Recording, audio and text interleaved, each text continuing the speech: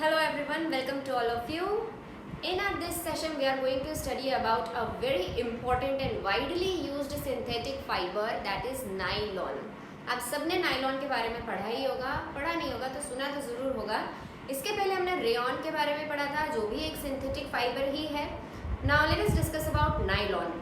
Now this word nylon is actually made by the names of two cities. The two cities are New York and London.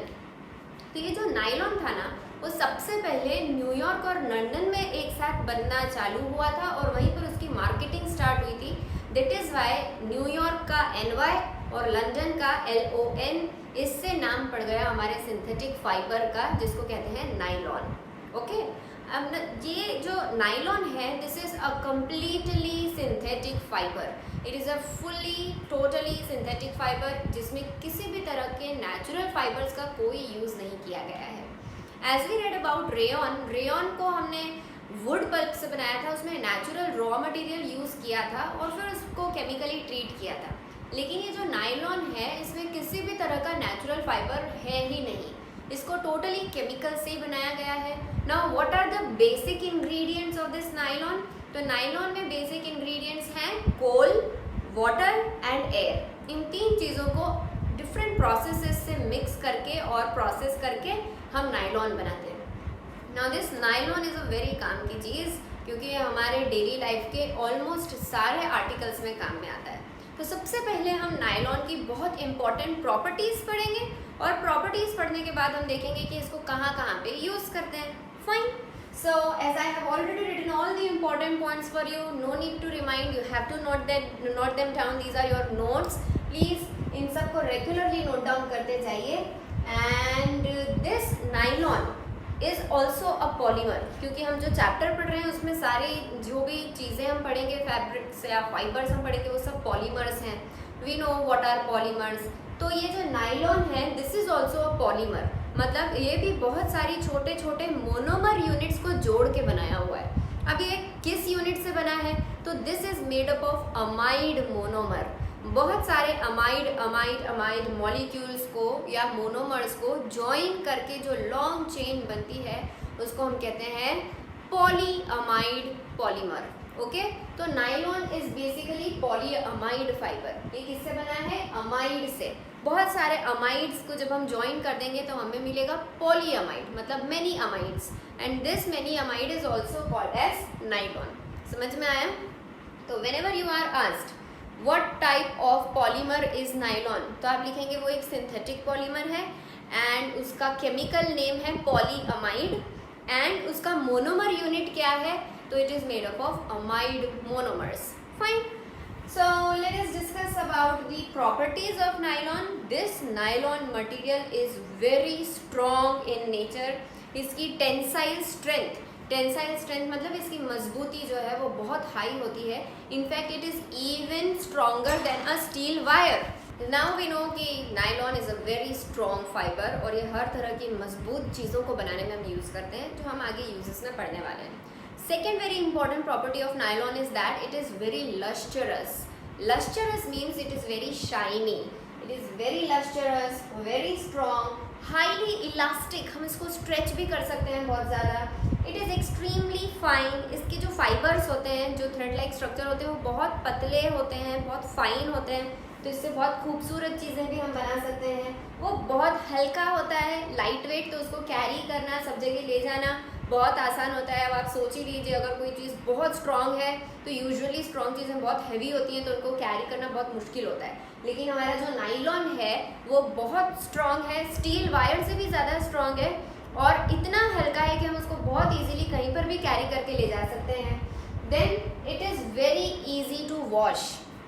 Nylon से बने हुए materials को, articles को, fabrics को, कपड़ों को धोना बहुत ही आसान होता है. जस्ट थोड़ा सा शैम्पू या सर्फ या डिटर्जेंट लगाइए जस्ट और उसको रिंस कीजिए, वो साफ़ हो जाता है.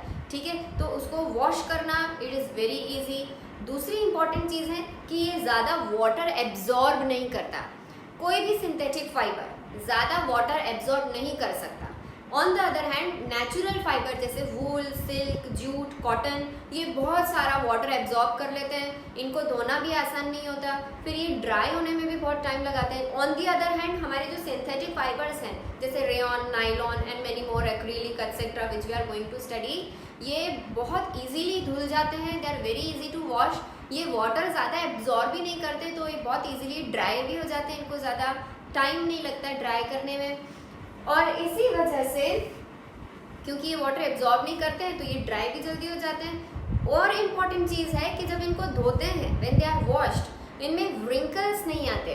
रिंकल्स नहीं आते मतलब किसी तरह के सल नहीं आते कपड़ों में, तो इनको बहुत ज़्यादा मेंटेन भी नहीं करना पड़ता, आपको बार बार इनको आयरन नहीं करना पड़ता है, इनका मेंटेनेंस नहीं करना पड़ता है, just wash them, hang them, take them and they are fine to use, okay.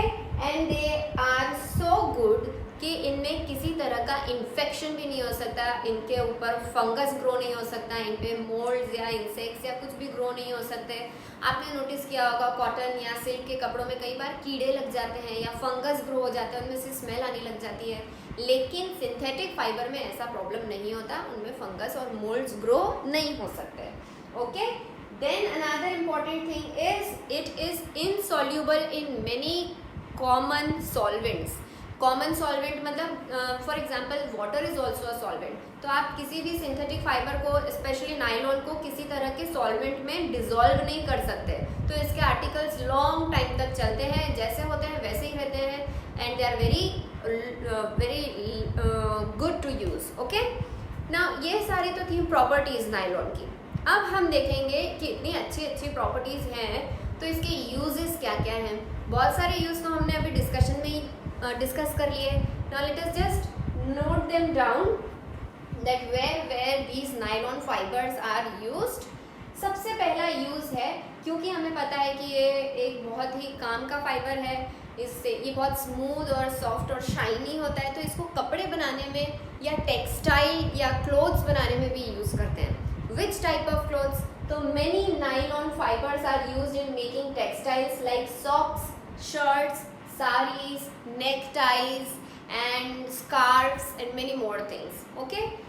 Now as we all know that it is a very strong fiber, इसकी tensile strength बहुत ज़्यादा है, tensile strength means ये बहुत मजबूत है, so because of this tensile strength it is used to make fishing nets, it is used to make climbing ropes, जिससे हम mountain climbing करते हैं, ये सारे तरह की जो स्ट्रॉन्ग रोप्स होती हैं वो सब नाइलॉन की बनी हुई होती हैं। It is also use to make parachute fabric, you know what is parachute, you know what is parachute, उसका जो कपड़ा होता है, जो फैब्रिक होता है वो भी नाइलॉन से बनता है। स्लीपिंग बैग्स जो होते हैं, जब हम ट्रैकिंग पे जाते हैं स्लीपिंग बैग्स लेके, टेंट्स यूज़ करते हैं, वहाँ पर वाटर प्रूफ टेंट्स होते हैं, they are all made of nylon fibre, ठीक है। उनमें जो धागा यूज़ होता है वो नाइलॉन का होता है। And it is also used to make seat belts and many covers and all these things. Many other uses are, आप सब ब्रश करते हैं in the morning and in the evening, उस ब्रश के अंदर जो bristles होते हैं एकदम पतले पतले soft bristles, they are also made of nylon only, okay. So nylon is also used to make toothbrush bristles, it is used to make curtains, strings of you know rackets. I forgot to write here R, just add R here. This is rackets, strings in rackets, you know racket bats, in उसमें जो nets और strings use होती हैं, they are also made of nylon. Nylon को हम rayon के साथ mix करके भी कुछ नए तरह के फैब्रिक्स बना सकते हैं, और उस कॉम्बिनेशन से we can make many carpets and other things. So these were all the uses and there are many more which we are short of discussing right now. So now you know everything about nylon. Nylon कैसे बनता है, वो कितना strong होता है, उसकी क्या क्या प्रॉपर्टीज होती है, क्या एडवांटेजेस होते हैं, and what are the uses of nylon. Thank you for watching. See you.